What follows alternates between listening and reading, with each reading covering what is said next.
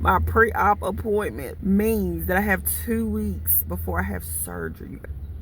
But if nobody isn't, will I like get a refund or for the money I did pay? Feeling really worried about waking up before surgery's over. And she basically made it seem like my room is not guaranteed. Like, hey best friend, welcome back to my channel. It's your girl. I'm back with another video. So as you can see, this is a breast reduction video. I'm giving the lemonade content a break. So if you have stumbled upon this video and have been enjoying my lemonade content, it's going to be on pause right now. By the time you guys see this video, I will be recovering all of May. So all the videos, most of the videos y'all see in May will be pre-recorded, so I can keep the content going for you guys. I may throw in a lemonade video here and there and something else, some other different kind of content, so I don't have to overflow you guys with my breast reduction content. But either way, you guys will get a video every week. I'm trying to post them on Mondays, but it is currently 6:35. I just parked at a Hardee's. It's about to eat breakfast. I just have a biscuit. I'm not really hungry, but I just want to put something on my belly. My appointment is at 9:30, and I am 2 hours away from it, and I've been waiting for this day. My pre-op appointment means that I have 2 weeks before I have surgery, you guys. Oh my God. I cannot believe it, y'all. Only 2 weeks. It doesn't feel real. Like when I tell y'all need to give y'all life to God, He will give you so much, you guys. Like, I'm sitting in my dream car right now that I got like 6 months ago. I'm sitting in my dream car. I'm about to have my dream surgery so I can remove these boobies, so I can have relief. Gonna mess up from time to time. It's hard living in a world of sinners, but if you give your life to God, He would do you right. He will do you right even as a sinner. But I'm telling y'all, if y'all truly follow Him, you basically anything you want. Might not get it when you want it, but you get it. So how am I feeling about the surgery itself? I was feeling really worried about waking up before surgery's over, or waking up or not waking up at all. But I don't feel worried. I don't feel the way I felt before, and I think it's because recently I went to a play about Jesus, the story of Jesus, and I watched that movie, The King of Kings, the little animated movie.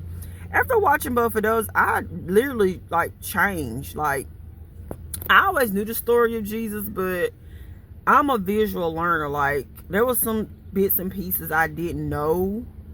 Like, I didn't know the Lord passed, or I didn't know Jesus passed like around about the age of 30, his 30s. I didn't know stuff like that, like little details like that. For me to know now, I don't know, it just gave me peace of mind. I'm just happy, like, the Lord didn't get me this far, you know what I'm saying, for something to go wrong. And I'm gonna just pray about it still.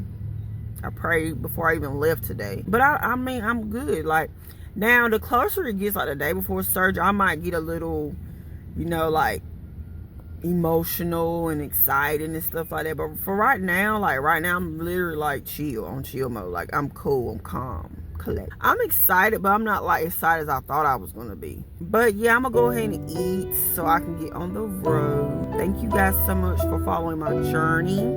It's almost that time.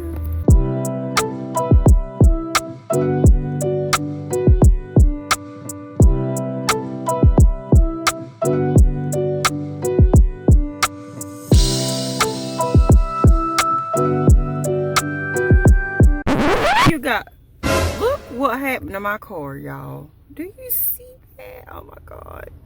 There was a truck and a rock fell off of it and hit my windshield. So now I have a crack on my beautiful windshield. It actually looked like two.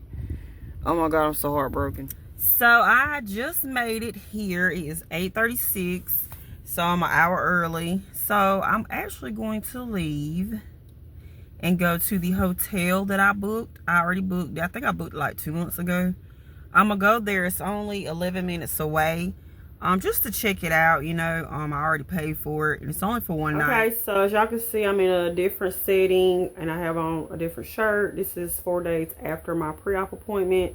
I wanted to allow myself time to study all the paperwork they sent me home with and absorb all the information they gave me that day, because it was a lot to consume, so that I can give y'all a really informative video without all the extra talking and stuff like that. So I did write down some notes. So if y'all see me looking down, that's what I'm looking at. I decided to go check out the hotel that I booked because of me staying 2 hours away. I will have to book in a hotel that night, the night before surgery, because my surgery is really early in the morning and I'm gonna have all 4 of my kids with me, with my husband. So I don't want to have to get everybody up really super duper early and stuff like that. So we're just gonna book a hotel the night before. So I wanted to check it out while I had some time to kill. I mean, as long as I got a room, that's all I care about. Yeah, it don't have to be a double. I just assigned a room to you just in case. Okay. Hopefully, won't nobody be there. But if nobody isn't, will I like get a refund or for the money I did pay? Well, I am glad I got out the car and went into the hotel. I do not want to be at that hotel. I'm trying to make sure I get to my appointment on time now, because I was in there talking to her and she basically made it seem like my room is not guaranteed. Like, she told me to call the day of that I'm going to check in, which is the day before surgery. Mind you, I already paid. I'm like, didn't that book my room? Like, what? When I leave this appointment, my pre-op appointment, I'm gonna be canceling it and finding me another hotel, because no. She said she assigned me a room, which I don't understand why it didn't happen when I made the payment. I don't know, it's just red flags going. So I'm like, cancel it and find me something else, because no. I'm so glad I did, because that hotel I went in to like make sure, you know, everything was everything. It was just too many red flags. Like, when I went in there, like, it was just giving me hood vibes. Like, it was giving that it was really dirty and nasty. Like, I just really didn't like all that. So I just ended up canceling it. And in the midst of me doing that, I ended up kind of running late for my pre-op appointment. So when I got there about a minute or two late, the nurse took me to the back and she took my vitals, and my blood pressure ended up being a little high. She did ask me if it's normally that high, and I was like, no. It wasn't like super duper high, but it was high. But after they took my vitals, the nurse took my vitals, she sent me to the room, and I had to undress from the waist up, and they put that little jacket on me. You know, little jacket thing. She took some pictures of my boobs. I had to turn in different angles. She was asking permission to use my photos besides just in my chart, like to use on their website and stuff like that, but my head will be cut off. I said it's completely fine.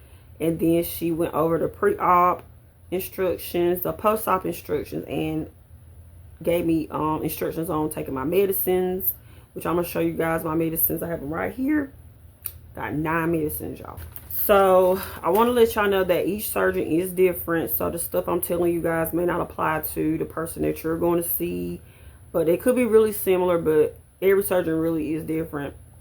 The surgeon that I'm going to have working on me, her name is 𝐛𝐮𝐬𝐬𝐬. She's in Raleigh, North Carolina. So these are her pre-op instructions. So 2 weeks before surgery, I can't have any aspirin, Aleve, Alka-Seltzer, Anakin, Bufferin, BC Goody powders, 𝐢𝐧𝐪𝐿, whatever, I don't know, ibuprofen, all that stuff thins blood. So you can't have none of that. I don't take any of that. No fish oil, herbal supplements, no diet pills, no weight loss medications. I don't take any of that. The only thing that I took was birth control pills and my iron pills. I had to stop taking my birth control pills. I stopped taking those, I think, like a week or 2 ago. And they said I can continue taking my iron pills. I take these pills right here, the Vitron C. So I could still take those because y'all know my iron was low. It's good now. So all that is 2 weeks before. 5 days before, I have to shower with Hobby Cleanse. So I got this 16 ounce right here from Amazon. I have to shower with that 5 days before and the morning of surgery. You know, to get me nice and clean. 3 days before surgery, I have to remove artificial nails, which as y'all can see, I don't have any. I do have polish. I meant to ask them about polish. I probably won't have any polish on anyway. So 2 days before, I have to take this stool softener called Miralax. And this is only if they prescribe you oxycodone, which they did prescribe me. So I will have to take this 2 days before. And that's to help, like I said, with constipation while I'm taking oxycodone. The day before surgery, I have to apply this patch. And this patch is going to be applied behind my ear. I have to keep it on for 3 days. And this is it right here. It's still in the baggie, but this is it right here. This is to prevent nausea from the anesthesia. A day before, I have to drink lots and lots of water. I can't have any gum chewing, and I can't eat after 12 a.m. I want to take one of my pills, one of my medications. This medication it starts with a C. It's for inflammation. I have to take that the day before in the AM and the PM. Then the day of surgery, like I said, you can't have on any artificial nails. I won't have that or polish on. I can't have deodorant underneath my arms, no lotion, no perfumes or anything like that. No jewelry. I have my nose pierced, my ears, and my belly, so all that's gonna have to be removed. You can't have any makeup, no glasses or contacts, no tampons. If you're on your cycle, you can wear pads. I won't be on my cycle, thank God. I will have to shower with the hobby cleanse the morning, like I said, the morning of surgery, and that'll be the last time I have to shower with it. They want us to wear a button-up shirt, which I have a bunch of PJs that button up. It will be in my pre-op essentials video I'm gonna put up. I will have an updated one. I do have one already out, but I'm gonna do an updated one. I have to have a caretaker for at least for the first 24 hours. And y'all know I have my husband, Jonathan, who has took 3 days off of work. So my surgery is on a Tuesday on May the 6th. He took that day off in the next 2 days. And then he goes back to work that Friday. And throughout that whole week, he'll be taking the kids to school and picking them up. But Friday when he goes back to work, he gets off at 5. So either he's going to leave early and get the kids from school, or he'll have his mother get them. And I have to bring all my medications with me to surgery. There is 3 of them that I will have to take 1 hour prior to surgery with 32 ounces of water. That is 2 pills of Tylenol, 3 pills of the gabapentin, and one that starts with a C for inflammation. I have to take those 3 an hour before surgery. So the medication they gave me, like I said, I have 9 of them. 6 of them is like something I'm going to normally be taking, and then there's 3 of them I don't have to take. I only have to take them if I need to. So I have 3 pain pills, and I do have them marked, you know, mild, severe, and moderate. So Tylenol is going to be mild, the mild pain pill.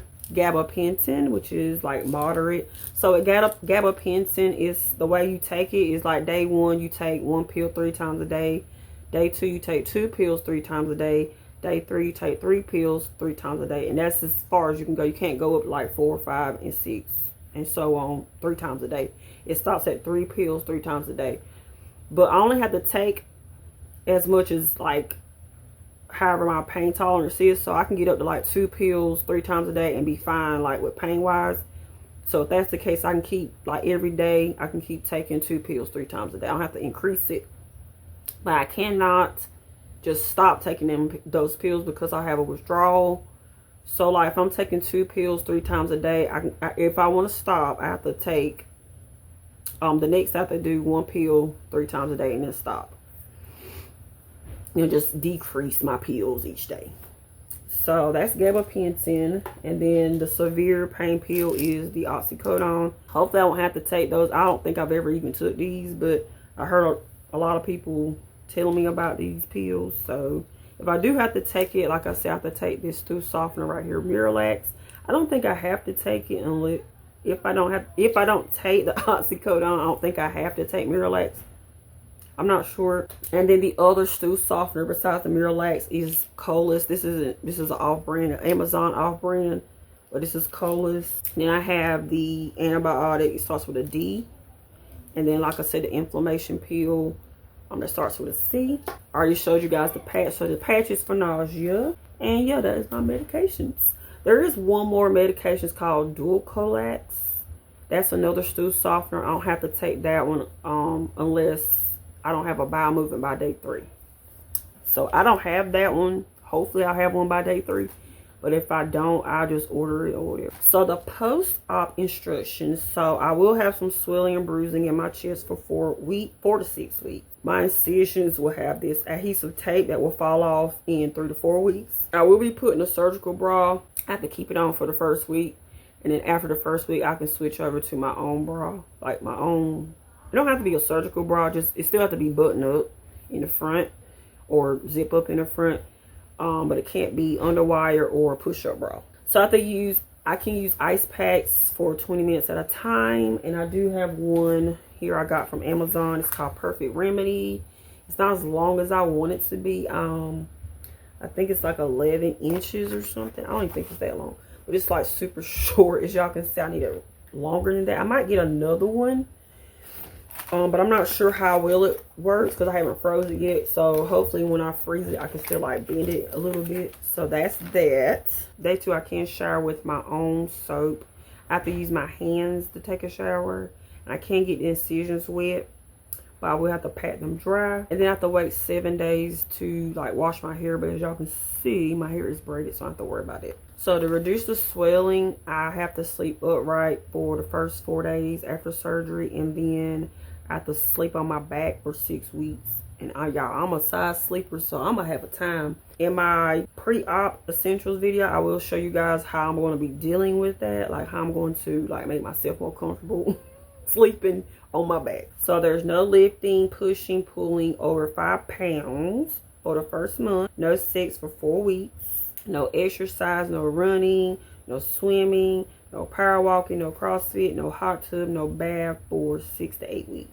No smoking 6 weeks after surgery. No alcohol while taking medication. No pets in the bed or in the same room as you. And it's going to take me 6 to 8 weeks to fully recover. So after the nurse gave me all those instructions, she then called my actual surgeon came in. Miss Tanner came in, and she wasn't in there very long. She just chit-chatted with me at first, you know, seeing how excited I was about the surgery and things like that. And then she was like, let's see how small you're trying to get. So it was a mirror on the wall, and she took her hand like this, or her fingers like this, and, you know, over my boobs. And I was supposed to look in the mirror to see where she was trying to like visually show like where she gonna cut it off at. And I was looking down like the whole time, so I didn't really actually see.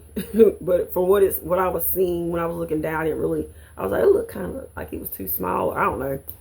I told her, I was like, It's like, you want to be smaller.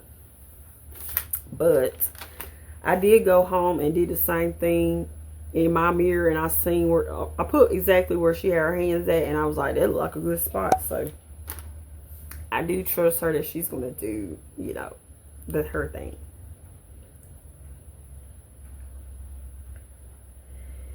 Let me see.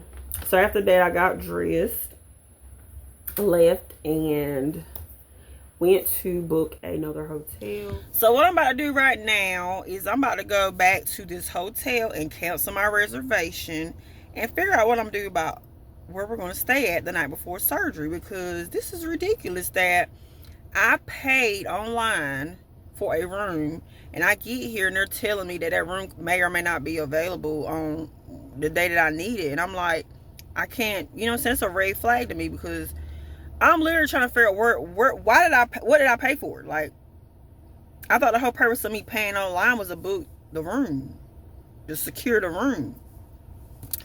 So I'm getting ready to go there and figure that out, and I will let you guys know how that turns out. 1 hour later. Okay, guys, so I just found a hotel. That's it right there. You can't really see it that well because, oh, there it is. I know it has a weird name, but it looks really good in there. I don't know. I don't even know the amenities. I don't even care about all that. As long as we got somewhere to lay our heads, okay? It was a little bit more than what I paid at the previous hotel, but I don't even care, because this one looks legit. It looks really good. Green flags everywhere, honey. It was in my budget. So, but that's the end of this vlog, you guys. If you have any questions, please list them in the comments below. I'm gonna do a Q&A video really soon about this whole process. So yeah, thank you guys so much for watching. I will talk to you guys soon. Bye.